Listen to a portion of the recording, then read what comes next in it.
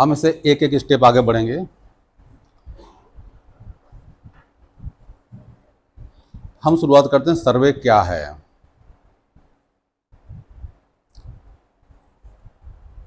दो प्रकार की डेफिनेशन है इसकी, एक टेक्निकल, एक non technical simple definition. Non technical definition में हम कह सकते हैं नक्शा बनाने के लिए जमीन पर जो नाप जोख की प्रक्रिया अपनाई जाती है उसे हम सर्वे कहते हैं। नक्शा बनाने के लिए जमीन पर जो नाप जोख की प्रक्रिया हम करते हैं वो सर्वे है। ये हमारी सिंपल डेफिनेशन है। इसकी टेक्निकल डेफिनेशन मुझे एक मिली है, बहुत ही अच्छी डेफिनेशन मुझे मिली है इसकी। किस राइटर की मुझे पता नहीं, पर मुझे सबसे अच्छी लगी वो आज तक, मैंने उसे नोट किया हुआ है। पहले आप सुन लीजिए उसे, फिर उसे आराम से नोट करवा देंगे। भूपटल, भूगर्भ एवं आकाश में स्थित किन्हीं प्राकृतिक या मानव निर्मित बिंदुओं या आकृतियों के मध्य प्रत्यक्ष या परोक्ष मापों द्वारा सापेक्षिक स्थिति ज्ञात करने की विधा सर्वेक्षण कहलाती है।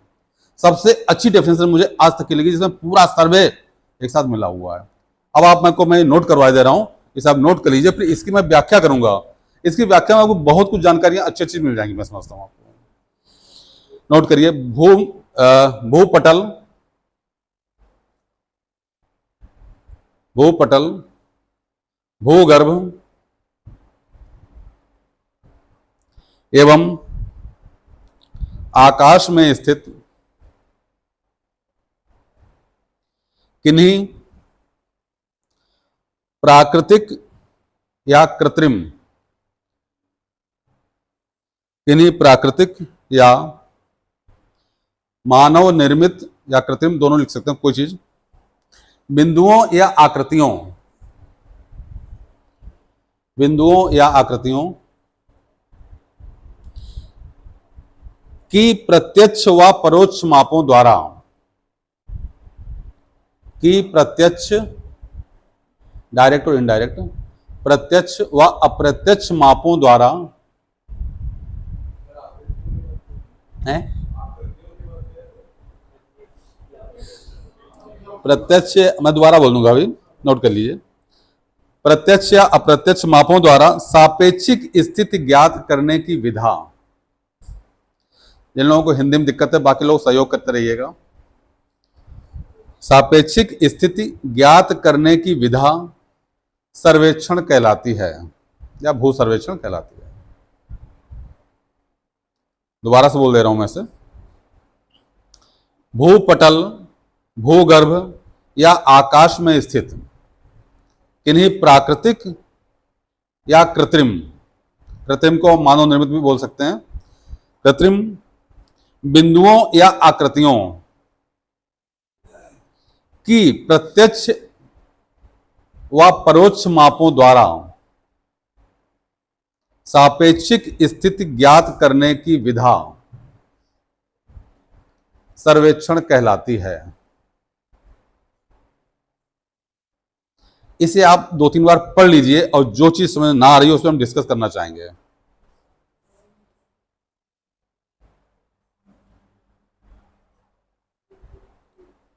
इसमें जो भी चीज समझ ना आ रही हो उसमें हम डिस्कस करेंगे। फिर सर्वे का सब कुछ इसी के अंदर है पूरा आपका।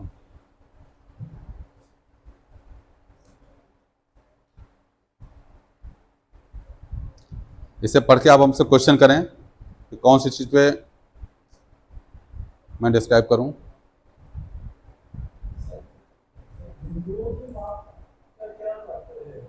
चलिए ठीक है।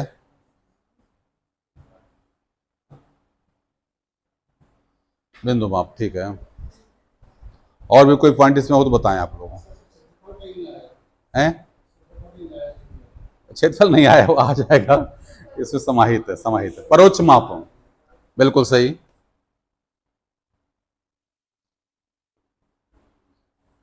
परोक्ष माप,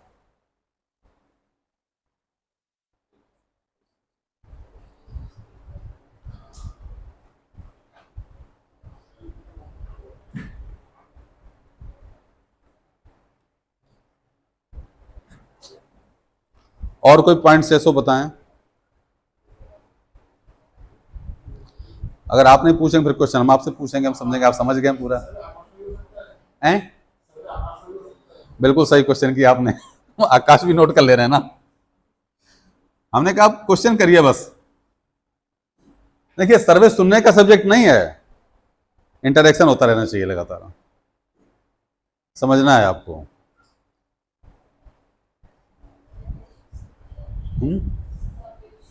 सापेक्षिक, बिल्कुल ठीक है।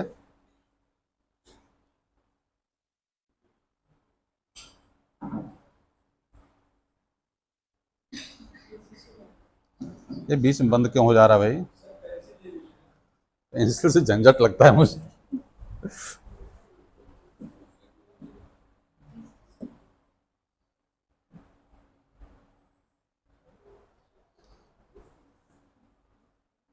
ठीक है हैं, आकृतियां, चलिए ठीक है।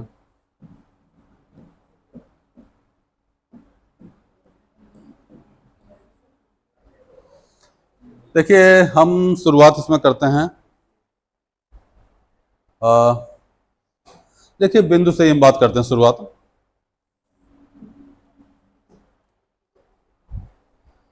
देखिए हमारी जो भी सर्वे की डिजाइंस हैं या तो पॉइंट्स में या लाइंस में है या कर्व में है। हम जब किसी खेत का डिमार्केशन करते हैं तो वास्तव में पूरे खेत का नहीं, खेत के पहले कोने करते हैं, हमारा कोना सही जगह है कि नहीं, हमारा पॉइंट। अगर खेत का एक कोना सही जगह फिर हम अगले कोने को देखते हैं हम कहाँ है। देखिए लेकिन प्रैक्टिकल में क्या चल रहा है, वो सीधे लाइन को डिमार्केट कर देते हैं।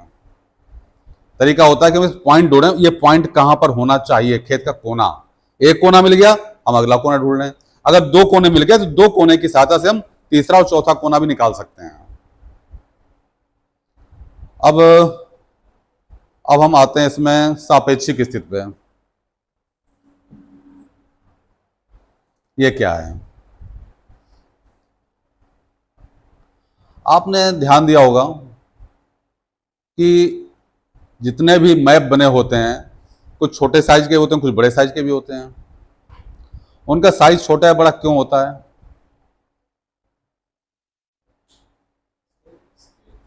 स्केल, क्योंकि प्रत्येक मैप अपने स्केल के सापेक्ष होता है।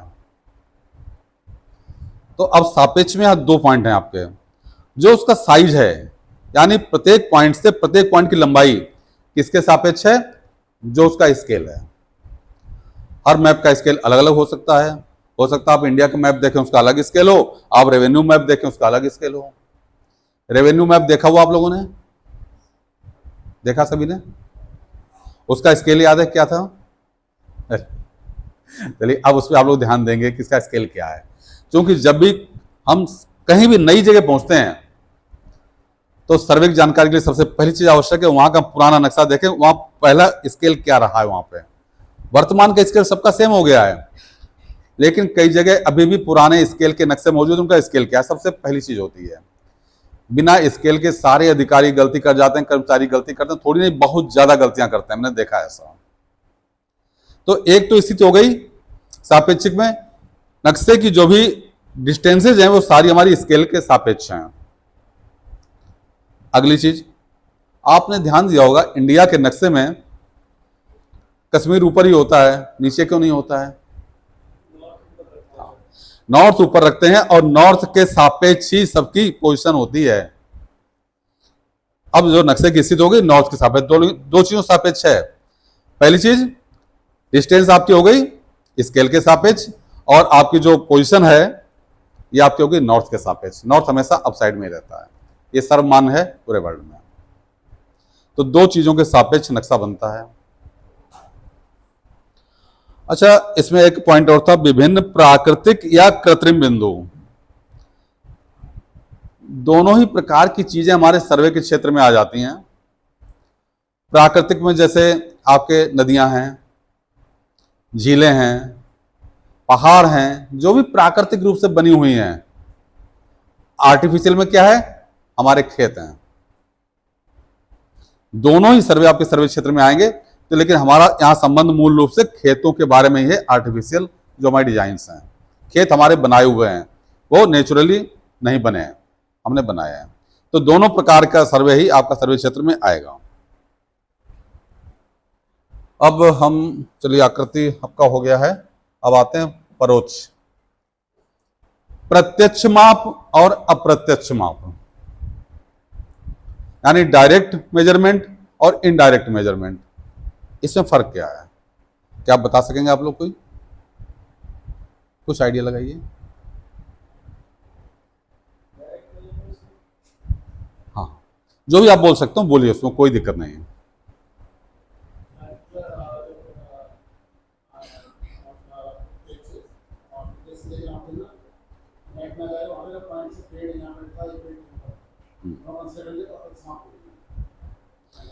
देखिए एक चीज, जैसे हमें इस कोने से उस कोने तक की डिस्टेंस निकालनी है, तो बीच से मैंने सारे मेज हटाई और सीधे एक फीता डाल दिया या जरीब डाल दी, चेन होती है जो हमारी, ये हमारी डायरेक्ट मेजरमेंट हो गया।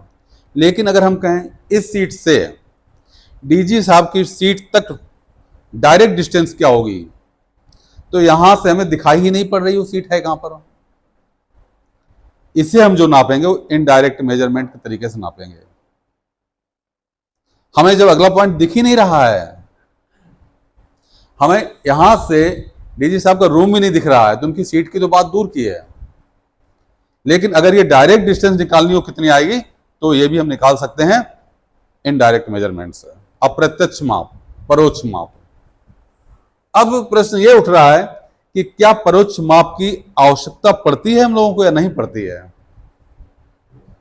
पड़ती है। जैसे कहां पर? हाँ,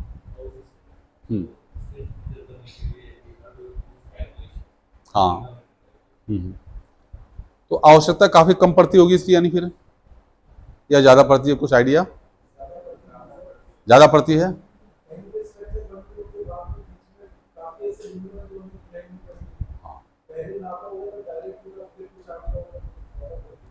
वास्तव में अप्रत्यक्ष माप की हमें आवश्यकता ज्यादा नहीं, बल्कि लगभग लगभग हर गांव में पड़ती है। हम सही बताएं आपको, हर गांव में पड़ती है, हैं?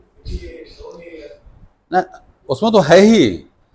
अब गांव में क्यों, देखिए गांव के बाहर अक्सर मकान बनते चले जाते हैं और बीच में कोई खेत पड़ा होता है, और अगर उस खेत वाले ने डिमार्केशन की एप्लीकेशन दी, धारा 24 राजस्व संहिता, धारा 24 देखी आपने? नहीं देखी अभी? हैं? हाँ हाँ, सीमांकन, डिमार्केशन। अगर किसी ने एप्लीकेशन दी तो कई बार क्या होता है कि कर्मचारी रिपोर्ट लगा के भेज देते हैं कि उस खेत से कोई फिक्स पॉइंट नजर नहीं आ रहा है, इसलिए इसकी पैमाइश नहीं की जा सकती। आइए, थोड़ी सी कमी है, अब इच्छा शक्ति कमी है डिपार्टमेंट की कि बहुत अच्छे ट्रेनर्स हर जगह मौजूद नहीं है हमारे यहाँ, या लोग ट्रेनिंग विंग में जाना नहीं चाहते हैं, जो भी स्थिति हो। इतने सारे लेखपाल ट्रेनिंग सेंटर बने हुए, लेकिन वहां कोई रहना नहीं चाहता है क्योंकि सुविधाएं कम होती हैं। अगर इसके तरीके सिखाए जाएं, और इंस्ट्रूमेंट्स कोई महंगे नहीं हैं, एक सेट मैं समझता हूं छोटे मोटे सर्वे के लिए एक सेट आपका जो है मात्र 2500 रुपए का है, अच्छे से अच्छा सेट। काफी लोगों को जानकारी है, वो लोग प्रयोग करते हैं, और हमारे ट्रेनिंग दिए हुए कई लोगों ने इसका प्रयोग किया भी है फील्ड में। प्लेन टेबल के अलावा प्लेन टेबल होता है उसके लिए, उसमें हम कर सकते हैं। चेन सर्वे से कर सकते हैं, पर उसकी लिमिट है, उस लिमिट से ज्यादा नहीं जा सकते, अन्यथा एरर ज्यादा आ जाएगी। लेकिन प्लेन टेबल में आराम से कर सकते हैं, और अगर हमारे पास इलेक्ट्रॉनिक मशीन है तो हम बहुत बड़े क्षेत्र का भी कर सकते हैं। जो क्षेत्र में दिखाई ही ना पड़ रहा हो वहां तक जाके उसे हम नाप सकते हैं पूरा। मैंने ऐसे कई सर्वे किए हुए हैं। ऐसे मैंने अभी देवरिया में किया था, लगभग कितना साल हो गया है, 3-4 साल हो रहा है, 3-4 साल हो रहा होगा। देवरिया जिले में नदी है, उसकी घाघरा नदी, और वहां जब बाढ़ आती है तो 6-6 किलोमीटर तक पानी भर जाता है खेतों में। तो खेत तो पता नहीं कहाँ गए, गांव की बाउंड्री कहाँ है ये पता नहीं लगता है। तो वहां मैंने डिमार्केशन किया और 18 किलोमीटर का ट्रावर्स बना के किया, आप सोचिए 2 किलोमीटर बाद आपको नजर ही नहीं आएगा, क्या इतने पेड़ पौधे या कुछ मिलेगा, दिखाई नहीं पड़ेगा आपको। 18 किलोमीटर ट्रावर्स बनाया, कैसे? यही अप्रत्यक्ष माप से। और ट्रावर्स बना के मैंने 1.5 महीने में 25 किलोमीटर गांव की बाउंड्री डिमार्केशन मैंने किया इसमें। बिल्कुल आसान होता है, कठिन कुछ नहीं है। कठिन कोई चीज तभी तक होती है जब तक आप उसे जानते नहीं हैं। जानने के बाद वो चीज एकदम से आसान होती है, बिल्कुल बाएं हाथ खेल होता है। और उम्मीद है कि इन 3 दिनों में आपको बहुत सारी जानकारियां मिल जाएंगी, जो बहुत अच्छी सी जानकारियां जो आपको होनी चाहिए, जिनका आप सुपरविजन भी कई बार आपको करने का मौका लगेगा, आपको बताने का मौका लगेगा। क्योंकि अक्सर कर्मचारी ऊपर वाले से आके पूछते हैं सर ये कैसे किया जाए, तो कम से कम आप उसे बता सकें, नहीं तो समझेंगे अभी ट्रेनर हैं ज़्यादा नहीं जानते हैं। तो ऐसा नहीं करना है, आपको नॉलेज होनी चाहिए और बिल्कुल डीप नॉलेज होनी चाहिए आपको इसकी। अब सबसे लास्ट में बताने जा रहा हूं आपको इसके बारे में, ये सबसे ज्यादा इंपॉर्टेंट है, इससे भी कुछ क्वेश्चन भी उठा थोड़ा सा, कि आकाश और भूगर्भ से हमारा मतलब क्या यहां पर है और इसकी हम पैमाइश कैसे करेंगे, हमारे लिए आवश्यकता क्या है इसकी, हम इसे क्यों देखें आखिर। ये सबसे इंपॉर्टेंट पहलू आज बन गया है। जो आज जमीन की कीमत आप जानते हैं कितनी बढ़ रही है, एक एक इंच की कीमत है। नोएडा जैसी जगह पे देखिए आप, एक एक इंच पे गोलियां चल जाती हैं। तो यहां पर क्या हमें एक्यूरेसी होनी चाहिए हमारी पैमाइश में। चलिए मान लीजिए हमारा ये ए पॉइंट है, अभी हम चर्चा करेंगे इस पे। ये बी पॉइंट है और मान लिया ये खेतों के बीच हम जमीन में कहीं खड़े हुए हैं, हमारे पॉइंट 2 बना लिया मैंने, और इसके बीच में लगभग दूरी मान लीजिए 600 मीटर, 700 मीटर या 800 मीटर है लगभग। और हमें इसे फीते से या जरीब से नापना है।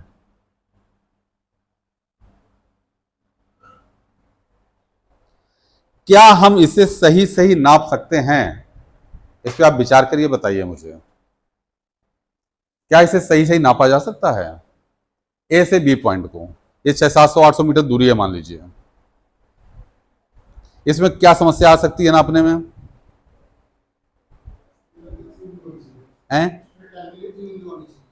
लाइन स्ट्रेट होनी चाहिए। हाँ, हमने चलिए लाइन स्ट्रेट कर ली, बिल्कुल बीच में कई पॉइंट से बनाए, पीछे से देखा बिल्कुल लाइन सीधी हो गई हमारी। अब क्या इसे सही नापा जा सकता है या नहीं? फ्लैट सरफेस हो, देखिए अगर फ्लैट नहीं होगा, थोड़ा ऊपर होगा नीचे होगा तो दिक्कत आएगी। अच्छा मैंने मान लिया ये सरफेस पूरा फ्लैट है एकदम से, अब क्या इसमें समस्या आ सकती है? सरफेस पूरा फ्लैट है, इसमें क्या दिक्कतें आ सकती हैं? सही हम नाप सकते हैं या नहीं नाप सकते हैं?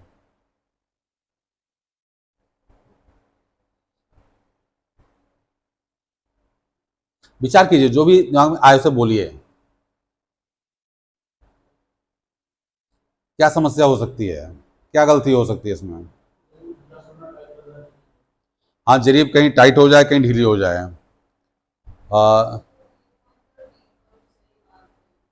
नहीं, ए पॉइंट बी पॉइंट पहले मार्क कर रखा, उसी बीच नापना है मुझे। देखिए बात भी सही आपकी है, जरीब ढीली हो जाए या कड़ी हो जाए। देखिए जरीब सामान्यतः लोहे की बनी होती है, उसे फुल खींच के ही एकदम से पूरा हम लगाते हैं तो दूरी में अंतर नहीं आता है। फीता वगैरह में थोड़ा फर्क हो सकता है जरीब में, लेकिन अगर सही नाप की है तो सही होगी वो, उसे पूरा खींच के ही प्रयोग किया जाता है। वैसे और क्या समस्या आ सकती है?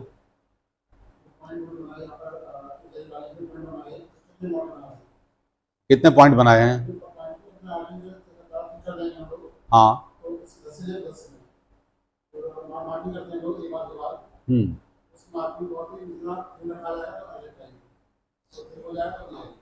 बात मैं समझ नहीं पाया आपकी, थोड़ा दोबारा बताएं। हाँ।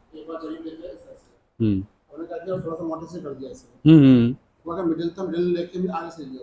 हाँ, देखिए जरीब जब हम चलाते हैं तो हर जरीब के बाद हम एक सूजा गाड़ देते हैं, ठीक है, और उसके बाद हम अगली जरीब लगाएंगे, बीच में सूजे की मोटाई आ जाएगी। उस सूजे की मोटाई ना आए उसके लिए एक तरीका अपनाया जाता है, वो आगे हम बताएंगे, वो सिस्टम है उसके लिए। चलिए ये सिस्टम मैंने समस्या दूर कर ली। अब क्या समस्या आ सकती है, और थोड़ा और डीप सोचिए। हमारा उद्देश्य आपको रटाना नहीं है, आप अपने आप समझ सकें। अब पेड़ आ गया तो पेड़ के लिए हम इनडायरेक्ट मेजरमेंट करेंगे। मान लीजिए यहां पे बीच पेड़ नहीं कोई है, अब क्या कमी आ सकती है, इसे विचार कीजिए।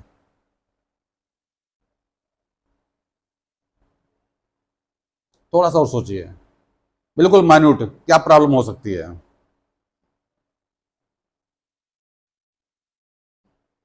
आप बताएं। सर्विस में रहा होगा ना, इंजीनियरिंग में तो रहा होगा। देखिए एक प्रॉब्लम तो हो सकती है, अर्थ का कर्व का कुछ प्रभाव पड़ सकता है, मामूली प्रभाव पड़ेगा, बहुत ज्यादा नहीं होता है। उसका प्रभाव होता है लगभग 12 किलोमीटर में 1 सेंटीमीटर संभावित होता है, उसे छोड़ दीजिए। मान लीजिए एक प्रभाव और पड़ सकता है, ये प्लेन सरफेस तो है लेकिन ये हल्का स्लोप है। मान लीजिए हमारा ये पॉइंट सी लेवल से 100 मीटर ऊपर है और ये वाला 103 मीटर ऊपर है, तब क्या मेरी ये डिस्टेंस सही होगी? मामूली फर्क होगा। अब डिस्टेंस सही कौन सी होगी? अगर हम इसके 3 मीटर नीचे आए भूगर्भ में और हम इसे सीधे नाप लें, ये दूरी हमारी एक्चुअल सही दूरी होगी। ये दूरी हमारी गलत दूरी है। हम हमेशा इसी को तो नापते हैं, ऊपर वाली को। खेतों में जहां भी पैमाइश करते हैं हम इस दूरी को नापते हैं, इसे कहीं नहीं नापते हैं।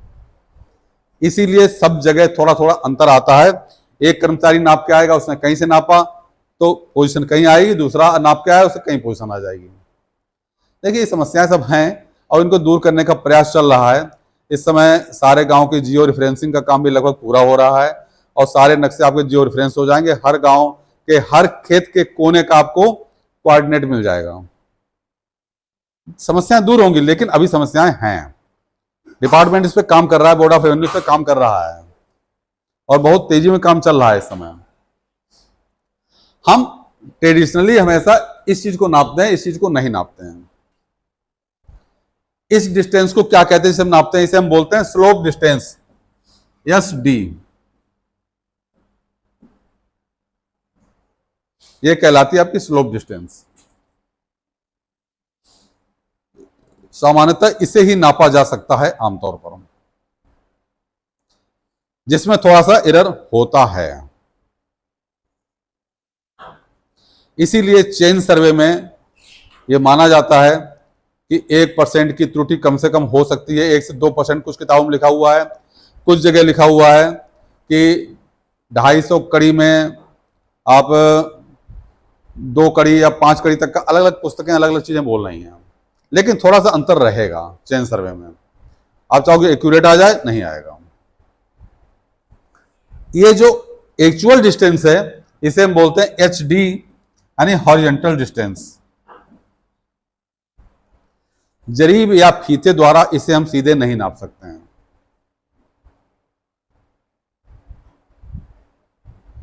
जरीब या फीते के द्वारा हम इसे नहीं नाप सकते हैं वास्तव में। हम हमेशा इसे नापेंगे। एक्चुअल दूरी हमारी ये है। भाई टीले वाली पोजीशन जो थी यहां पे, आप ऊपर नाप रहे थे, हमें नापना था इसे। जैसे मेरी एक बार चर्चा चल रही थी, एसीएस स्तर के अधिकारी थे, तो उन्होंने कहा कि हम सरफेस पर ही किसी को जमीन दे रहे हैं, हम इसे नाप दें। हमने कहा नहीं सर, लेकिन इसमें एक दिक्कत आ सकती है कि 2-4 साल बाद जो ये मिट्टी ऊपर की गायब हो जाएगी, हमारी जमीन ये हो जाएगी, तब हमारी दूरी में अंतर आ जाएगा। तो एक्चुअल दूरी ये आपकी कभी कम नहीं होती है। अगर आप इसे गहरा कर देंगे तो बढ़ जाएगी, ऊपर करेंगे तो बढ़ जाएगी, इससे कम नहीं हो सकती। ये आपकी एक्चुअल दूरी है, एक्चुअल डिस्टेंस यही है आपकी, ये नहीं है। इसी के बाद डिपार्टमेंट ने निर्णय लिया कि सभी तहसीलों में इलेक्ट्रॉनिक मशीनें भेजी जाएं। हमसे काफी देर चर्चा हुई सर की, और इसी बार निर्णय लिया कि इलेक्ट्रॉनिक मशीन भेजें जिससे हम मौके पर हॉरिजेंटल डिस्टेंस को नाप सकें, क्योंकि ट्रेडिशनल तरीके से हम स्लोप डिस्टेंस को ही नापते हैं। अब हमारी ये दूरी बची, ये दूरी क्या है? इसे हम बोलते हैं VD,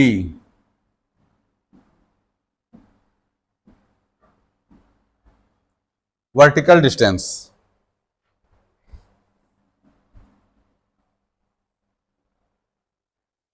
VD वर्टिकल डिस्टेंस,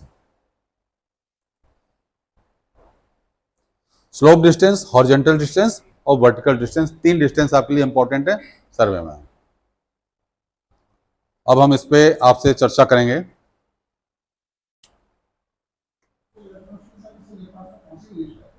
क्या चीज? हाँ हाँ, लेखपालों के पास अभी तक केवल जरिए फीता है, लेकिन इस समय टेंडर की प्रक्रिया चल रही है, तो उम्मीद है टेंडर प्रक्रिया लास्ट ईयर चालू हुई थी, लेकिन इतना लेट हो गई, तब तक नया फाइनेंशियल ईयर चालू हो गया और पुराना वाला फिर समाप्त करना पड़ा पूरा।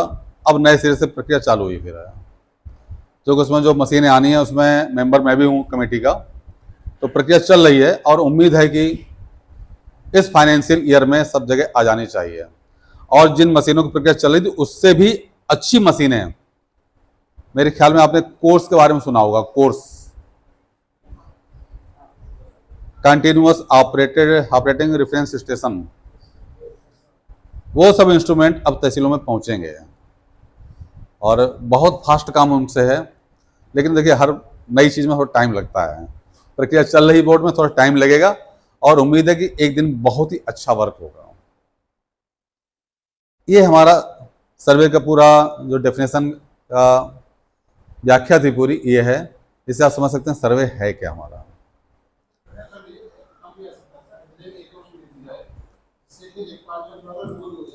हाँ हाँ हाँ,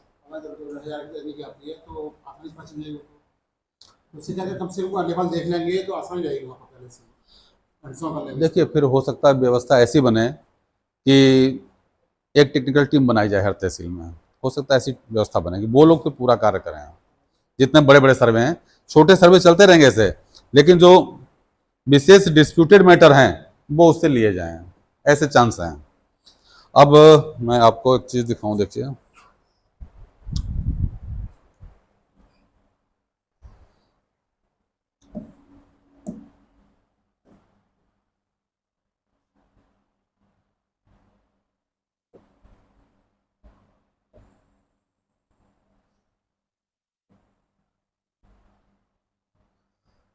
देखिए स्लोप डिस्टेंस तो हम निकाल सकते हैं ऊपर से नाप के,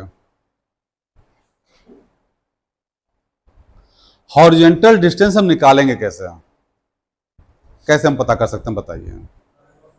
हैं, उसके लिए हमें क्या जानना आवश्यक पर होगा? एक तो ये दूरी और वर्टिकल। हमें अगर ये दूरी पता लग जाए, वर्टिकल डिस्टेंस, तो हम पाइथागोरस का प्रयोग करके निकाल सकते हैं कि हॉरिजॉन्टल डिस्टेंस क्या है। अच्छा ये पता कैसे लग सकती है वैसे, कोई आइडिया?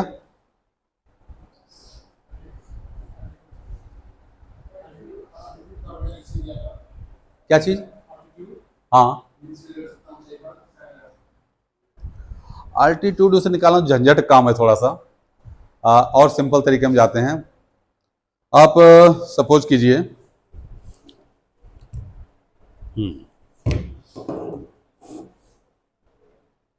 सपोज कीजिए एक बॉक्स है,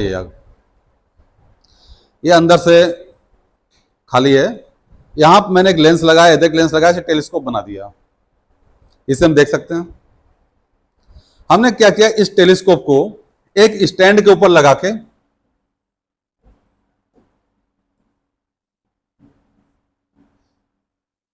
यहां लगा दिया, ठीक है। ये मेरा एक टेलीस्कोप है, ये मैंने स्टैंड के ऊपर यहां खड़ा कर दिया है और स्टैंड की ऊंचाई मैंने देख लिया 1 मीटर है, ठीक है। अब ये टेलीस्कोप जो है ये बिल्कुल अर्थ के पैरेलल रहे। इसके लिए मैंने इसके ऊपर एक स्पिरिट लेवल लगाया, उसका बबल मैंने मिड में किया, देखा हाँ बिल्कुल ठीक, हम सामने देख रहे हैं। इससे सामने हम कहां देख रहे हैं, यहां तक। यहां पर मैंने क्या किया, एक लंबी सी स्केल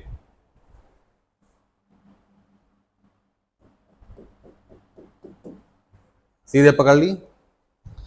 हम देखेंगे कि इस टेलीस्कोप से देखने पर हमें कितने सेंटीमीटर पे सेंटर में दिख रहा है। मुझे मान लीजिए कि हमें दिख रहा है 80 सेंटीमीटर पे, तो ये कितनी ऊंचाई हुई इसकी,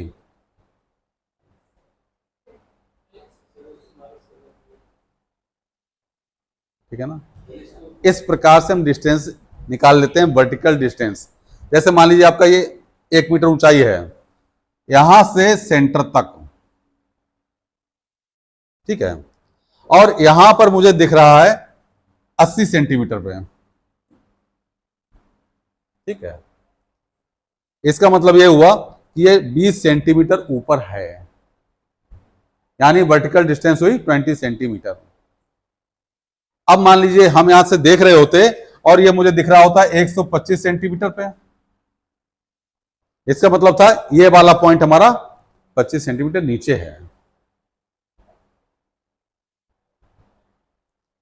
हम इसके सापेक्ष उसकी पोजीशन क्या है हम निकाल लेते हैं। इस प्रकार से स्लोप डिस्टेंस मुझे मिल गई नाप के, वर्टिकल डिस्टेंस मिल गई मुझे इस मशीन से, और इन दोनों का प्रयोग करके पाइथागोरस के द्वारा हमने निकाल लिया हॉरिजॉन्टल डिस्टेंस क्या है। लेकिन एक आश्चर्य की बात है कि हमारे जो पुराने नक्शे हैं इतने एक्यूरेट बने हुए हैं, कैसे बनाए गए मुझे खुद आश्चर्य होता है। क्योंकि मैं कई जिलों में मैंने सर्वे किया है और बड़े बड़े सर्वे किए मैंने, मतलब जो लोग नहीं कर पा रहे हैं आमतौर पे उसे मशीनों द्वारा किया मैंने है। और ऐसे सीमा चिन्ह यानी जो सिहद्दा होता है गांव का पत्थर, हमने उनके बीच दूरी नापी जो आपस में दिखाई नहीं पड़ रहे हैं, और उनकी दूरी नक्शे से और मौके बिल्कुल एक्यूरेट आई है। ये वास्तव में आश्चर्य की बात है कि आजकल जो नक्शे बन रहे हैं वास्तव में त्रुटियां उनमें हुई हैं, कई जगह मैंने चेक किया है, लेकिन पुराने नक्शों में बहुत एक्यूरेसी है, बहुत एक्यूरेसी है। इसीलिए जब कभी गांव की बाउंड्री का मैटर होता है तो हम लोग क्या करते हैं, सीधे जो बंदोबस्त का नक्शा होता है, स्वतंत्रता से पहले बंदोबस्त हुआ करता था, उसका नक्शा निकाल लेते हैं सीधे, और हम देखते हैं बहुत सटीक नक्शा है, बहुत सटीक नक्शा है। तो यह है आपका सर्वे।